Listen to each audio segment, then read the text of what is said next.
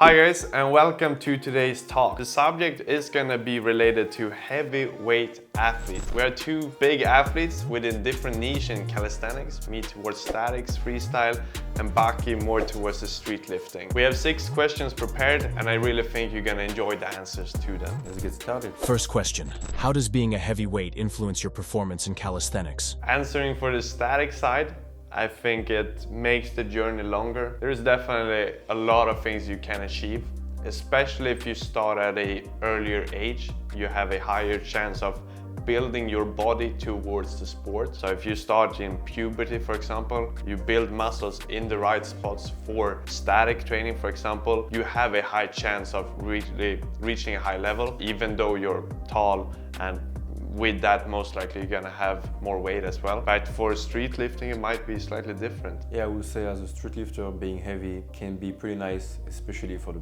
push part. Yeah. But for the pull, becomes a bit tricky, especially for the pull-ups and the muscle-up. And then if we were to add something that's really nice with being heavy though, is that if you reach a high level in statics, your overall strength, not just relative strength, is gonna be really high. So me personally, for example, I can take a lot of weights in, for example, weighted dips, weighted pull-ups, bench press, most gym exercises as well without training for it, because I am pretty big. So of course my muscle strength is gonna be higher, even though my relative strength is pretty similar to other athletes at the same calisthenics level, but my overall strength will be higher, since it's proportional as well to your size. And you look jacked. That's the thing you get as well from being big. You just look like a bodybuilder as well. Second question, what exercises benefit from being heavier and which exercises become more difficult?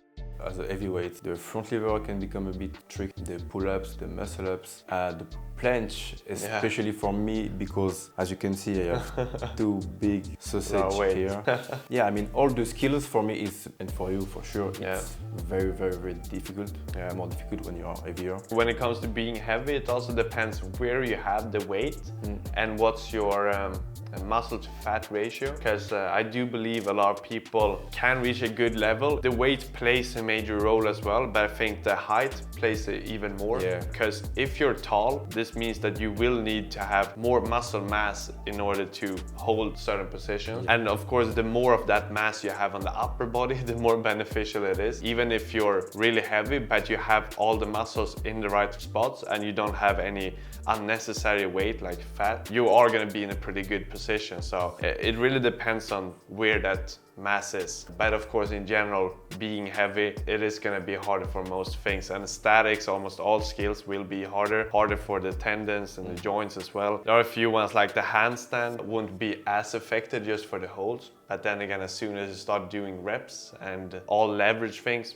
the weight plays a major role. Third question, what adjustments do you have to make in your training program due to your weight? I would say none, because it's all about mindset, so you just have to enjoy the journey and keep pushing. It's a marathon, so if you are heavy or you're light, it's not what counts. It will just take longer, but the journey will be the same. I think for statics, it depends on certain skills, but one thing to have in mind is that muscle mass and all of those things is one part, and then you also have putting joints and ligaments in certain positions can be a bit risky in the beginning. So one thing that I personally train a lot is straight arm strength for planche, because I want to make sure that if I fail something, or when I'm done with a hold, I want to make sure it's the muscles that give in first. I want to make sure my joints and everything are prepared for the things I do. And I think that is really important. It's of course important even if you're a bit lighter, but being a heavier athlete, it puts even more weight onto those crucial parts. Just having that in mind, that putting focus there, having some steady progress,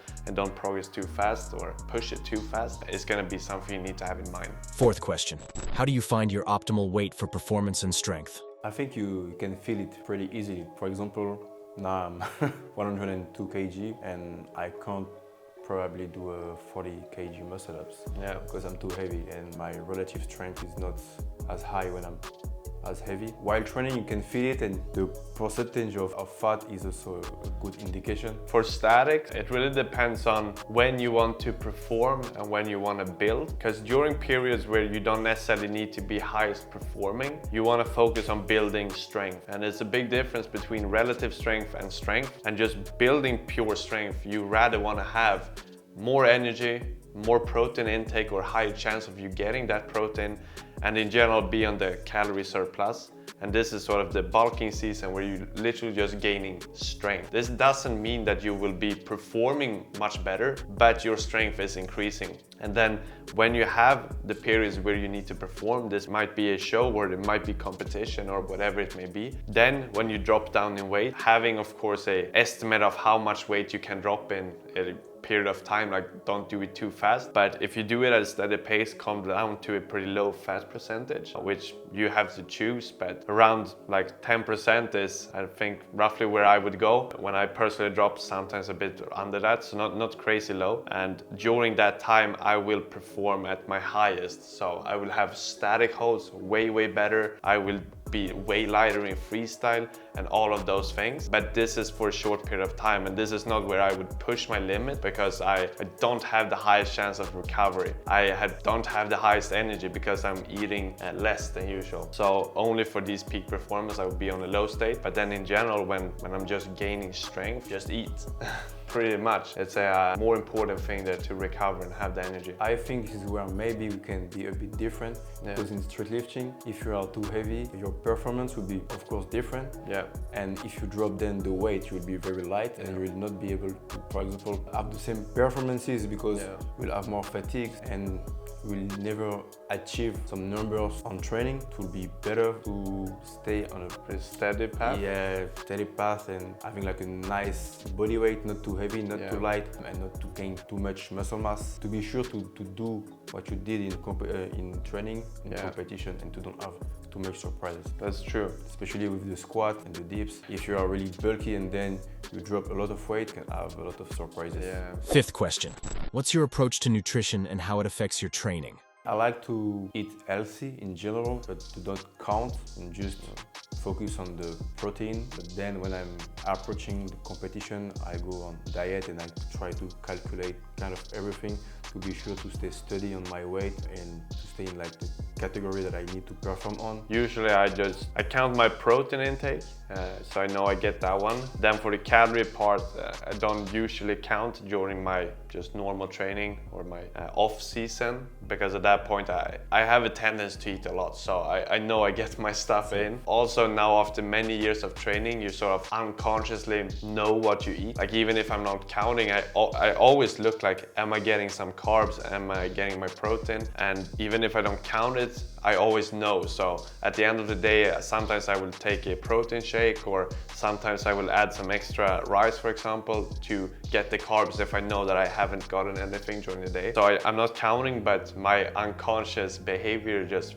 from training for a long time causes me to always have slight control. And then of course for competition, that's where I would be counting my intake fully for both protein, carbs, calories, everything, to know that am I dropping in the right pace or am I maintaining, depending on what I want to do at that time. Last question. What advice would you give to inspire heavyweights in calisthenics to help them succeed? For all heavyweights, if you want to do it long term, accept that the journey is going to be pretty long. And when you have done that, you know that if I'm going to be on this journey for this time, how do I make it as enjoyable as possible? Of course, with the consideration that you want to progress at a good pace, but most of the time, just you showing up and doing things, even if it's not the perfect exercise, like you Google it, like what's the best exercise for planche, what's the best exercise for this? It doesn't always have to be the best. As long as you're doing things contributing to the skills you're training for, but you enjoy doing it, that is literally the way. Like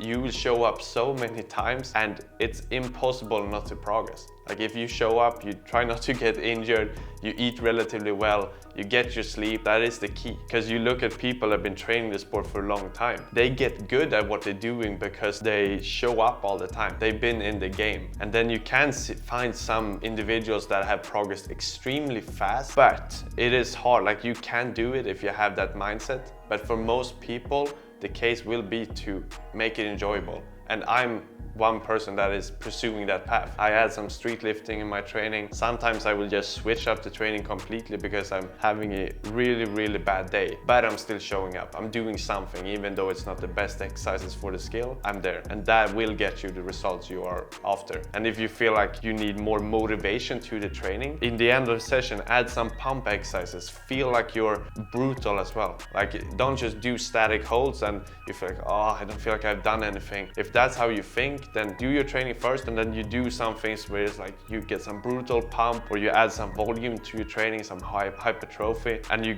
get the training enjoyable. That's literally the best tip I can give, and will keep you on the right path for a long time. I agree.